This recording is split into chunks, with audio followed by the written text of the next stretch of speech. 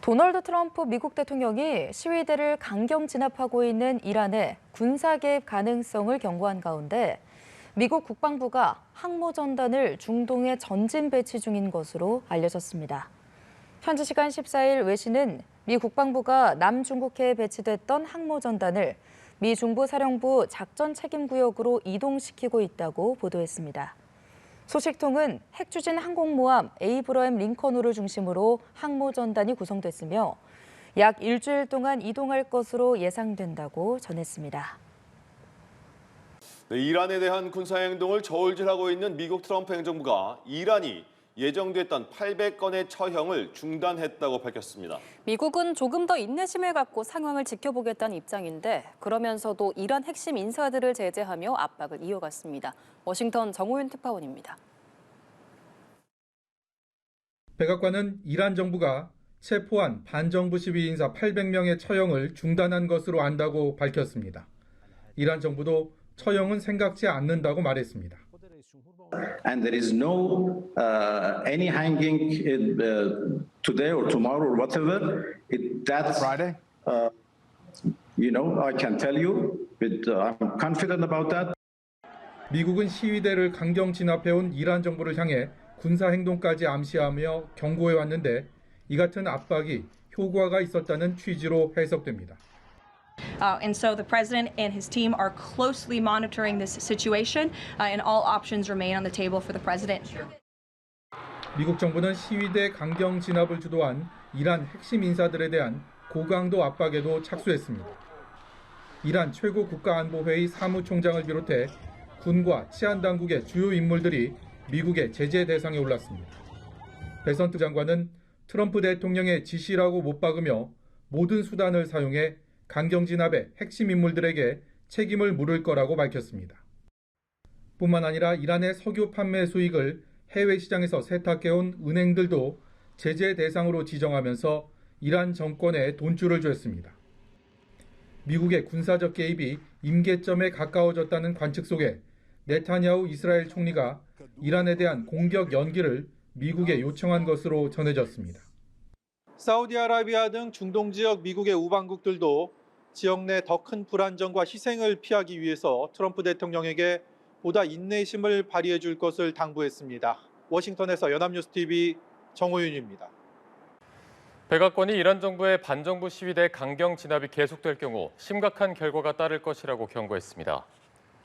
캐롤라인 레빗 백악관 대변인은 현지 시간 15일 브리핑에서 도널드 트럼프 대통령은 이란에서 800건의 처형이 중단된 것으로 파악하고 있다면서도 만약 사례가 계속되면 심각한 결과가 따를 것이라고 했습니다. 또 트럼프 대통령이 이란 상황과 관련해 베냐민 네타냐후 이스라엘 총리와도 통화했다고 덧붙였습니다. 앞서 뉴욕타임스는 네타냐후 총리가 트럼프 대통령에게 대이란 군사공격 계획 연기를 요청했다고 보도했습니다.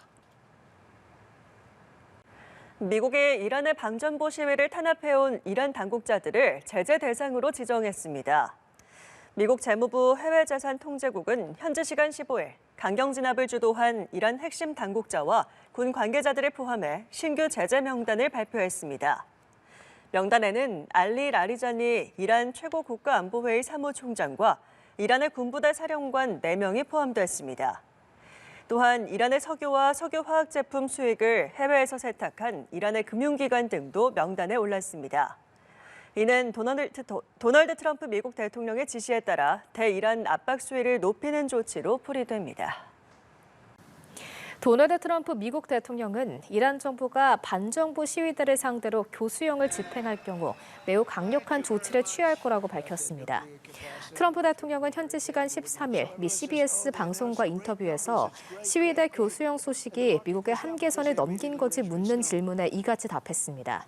이어 매우 강력한 조처의 최종 단계는 이기는 거라면서 최근 베네수엘라 대통령 축출 작전 등을 그 예시로 들었습니다.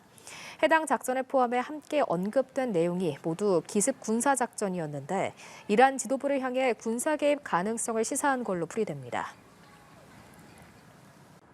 도널드 트럼프 미국 대통령이 이란 반정부 시위대에게 적극적으로 도울 테니 더 강경하게 행동하라고 주문했습니다. 이란 사태를 외교적으로 해결하겠다는 미국의 기조에 변화의 조짐이 엿보입니다. 워싱턴 정호윤 특파원입니다. 트럼프 대통령은 이란 반정부 시위대에 전폭적인 지원을 약속했습니다. 시위대를 위한 도움의 손길이 가고 있다며 이란 정부가 계속 시위대를 살해한다면 모든 대화를 끊겠다고 강조했습니다.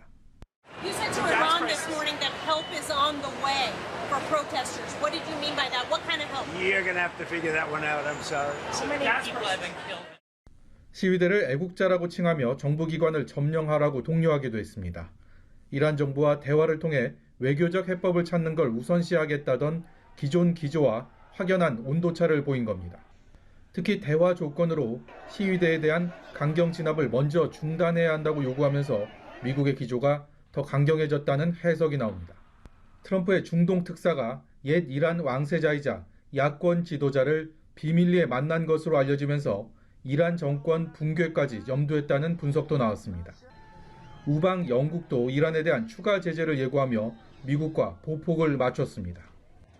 The Minister for the Middle East at my instruction has summoned the Iranian ambassador to underline the gravity of this moment and to call Iran to answer for the horrific reports that we are hearing.